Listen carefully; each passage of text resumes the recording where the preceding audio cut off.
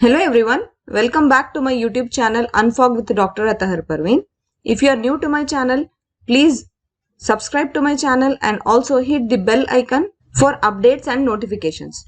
Many of us who are aspirants of competitive exam, who write competitive exam, they have this very big question in their mind that how should we start preparing for general knowledge paper.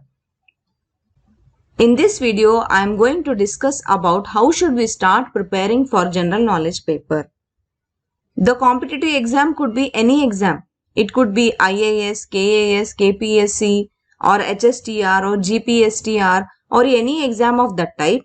There is only one strategy to prepare general knowledge. Because see, our subjects are different, right? Someone is from science, someone is from social science, someone is from psychology, someone is from mathematics, someone is from political science. Isn't it? But then all these subjects together put in one topic is known as general knowledge. In every competitive exam, a prescribed syllabus for general knowledge is always given, right? For example, this is the syllabus for high school teachers recruitment. There will be similar syllabus for IAS, KPSC, but maybe their version is little bit higher. Some upgraded version will be there. But usually this is the general knowledge syllabus. But one thing you all will agree with me that though syllabus is given, this syllabus is very general. This is a huge syllabus. This is vast. Anyone can ask any question from any of these topics, isn't it? So no one can say that general knowledge, it is constrained. There are no constraints for general knowledge. Any question asked from anywhere will be your general knowledge question. So it will be very tough for us to prepare for general knowledge. For our subjects, we can prepare easily because we have the particular prescribed syllabus and we know that from this topic only question will come. But general knowledge is not like that. General knowledge is like in the name only it is written. It is general. Whatever general things can be asked from general knowledge. Isn't it? So here I bring a strategy to prepare for general knowledge. Now whatever I discuss in this video is based on my experiences. I have attended many competitive exams in my life. So it is based on my experiences and also I have heard from many aspirants as to how they have prepared and how they have been successful in the exam also. Now first step towards preparing for general knowledge is mind mapping. Mind mapping means it consists of any topic. Regarding that topic, you should know how, where, what, who, when and why.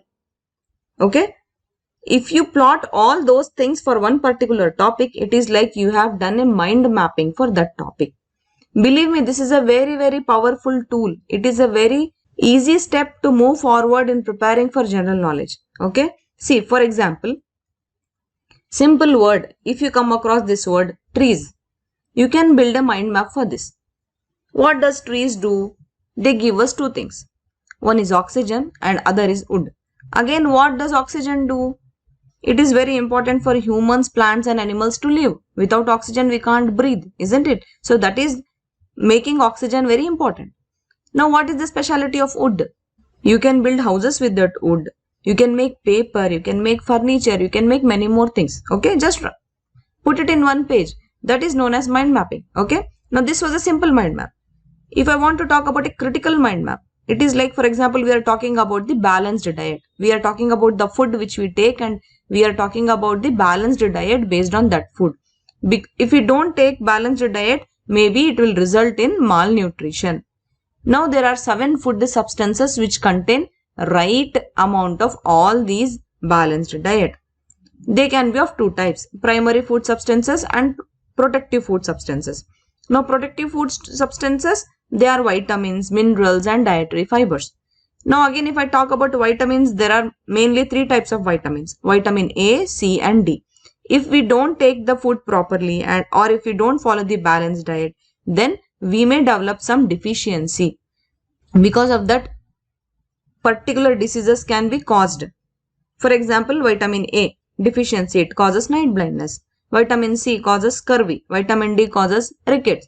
Okay, and so on. So this is how you can make one critical mind map also. See, once you make a very good mind map, be sure that at least one question will come from that topic. Okay, and you can easily answer the question in the exam because you know everything, all the history and background, you know everything, right? So this is very good procedure to learn GK. One more example, if I am taking for mind map, let's take from physics. See, for example, you want to know about universe. What all universe is there? What all knowledge is there for universe? For example, there are two theories given for universe. They are the geocentric theory and heliocentric theory.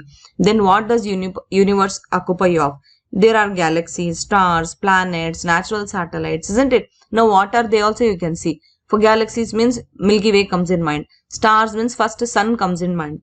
Planetary systems means first solar system comes in mind, isn't it? Now what are the units of measurement we do in universe? It is astronomical unit or light year, isn't it? Now if we talk about solar system, there are planets. There are inner planets and outer planets. What are they? How does the planets move? They rotate and they revolute, isn't it? That means they have their orbit. Then again, now coming to the solar system, small bodies, there are some asteroids, comets, satellites, isn't it? So this becomes one nice mind map for the universe. Now if I talk about agriculture, for agriculture, there are three types of farming you can say, because it is a main occupation in India, right? So very common questions come from this topic also. So the three types of farming are this primitive subsistence farming, incentive subsistence farming, commercial farming, and then again you have plantation, you have types of crops. What are they? What are the major crops of India? Okay, in that also what are food crops, what are non-food crops. This all you can put it on in one sheet only. That will be your mind mapping for agriculture. Okay. Now again if I talk about this physics, the defects of vision, myopia, hypermetropia, presbyopia, astigmatism, color blindness. So these all come under one topic, that is defects of vision. Now this is a very small mind map. In this you can again you add many things like which lens can be used to overcome which defect of vision, isn't it? So that is how you can make. Again if you talk about constitution, one simple mind map can be done. Our fundamental rights, what are they? There are right to equality, right to freedom of expression, right against exploitation, right to freedom of religion, right to constitutional remedies, cultural and educational rights. You can also put in the mind map to which article does they belong from our constitution, isn't it? So this is how you can do mind mapping. Either you follow your syllabus, you take one topic, or you follow old question papers. Take topics. Keep on taking topics and make mind maps. That will be easy for you to remember. Okay. Now this is a very broad mind map. Like if I am talking about science, science has physics, biology, chemistry. Then again if you come to this units, there's a unit of temperature. Many times they ask in GK question, right? What are the units of temperature, length, force, mass? They ask all this. And in temperature maybe they can ask you what is the device you use to measure temperature. That will be thermometer, like that. You can make a very nice mind map like this.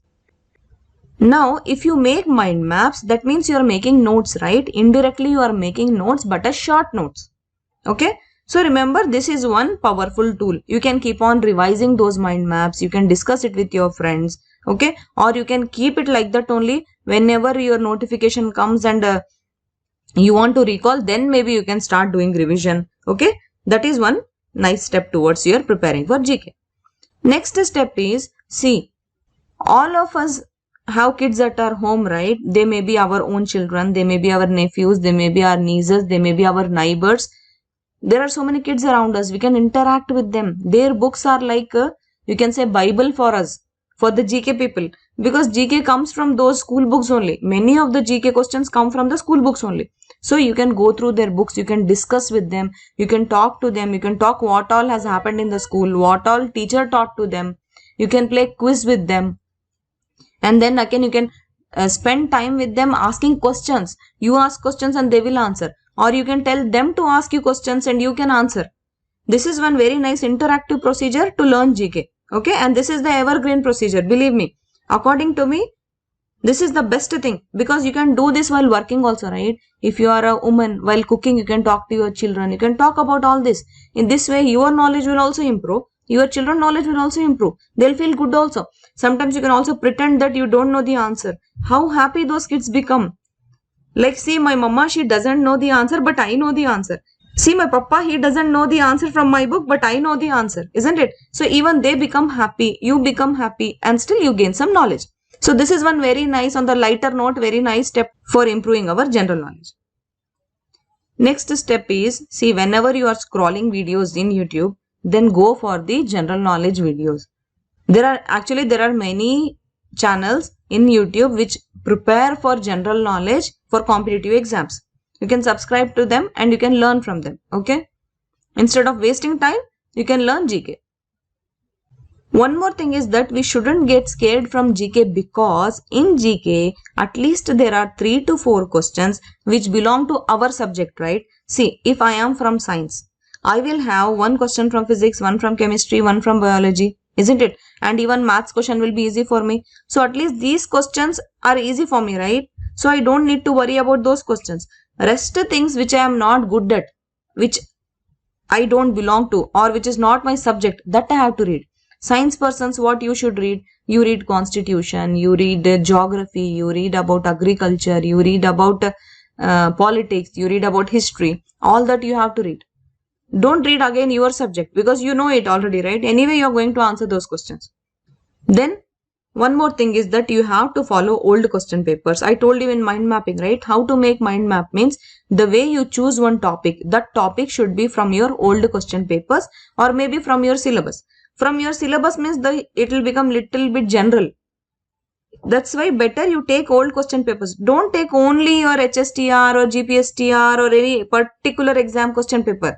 You can take any old question papers. You can take question papers from IAS, KAS, KPSC, okay, PSI, whatever competitive exams are there, you take old question papers and you see what are the questions being asked. For example, from history, are they talking about Mughals? Or if it is a Karnataka exam, then are they talking about the Karnataka state government? Are they talking about the Karnataka history? Okay, you should search for those topics and then you make mind maps. And also practicing these question papers also will be very helpful. Because see, when you know what type of questions are asked, then automatically your mind will also read only those type of topics. Okay. Next is watching news. Not only watching news, nowadays news is not like very helpful, but you can read newspapers, right? In newspapers, you can choose topics and you can read. In that, your current affairs will become strong. Okay. Next is a healthy discussion will always help you improving your general knowledge. Not only talking to your kids at your home, you can talk to your elders who read newspapers, who watch news and who know much of the history. Whatever work they have done in their life will have given them some experience and some knowledge, right? You can talk about that. So discussion will always lead to very good improvement in general knowledge. So these were few tips from my side for how to prepare for general knowledge exam, for any competitive exam. For that purpose, it could be any competitive exam. For all competitive exams, this is how you can kickstart your preparation for general knowledge. Okay friends, I hope that this discussion or this session helps you a lot in starting to prepare for general knowledge exam for any competitive exam. Okay, thank you, and also please do like, share and subscribe to my channel if you are liking my work. Thank you, all the best.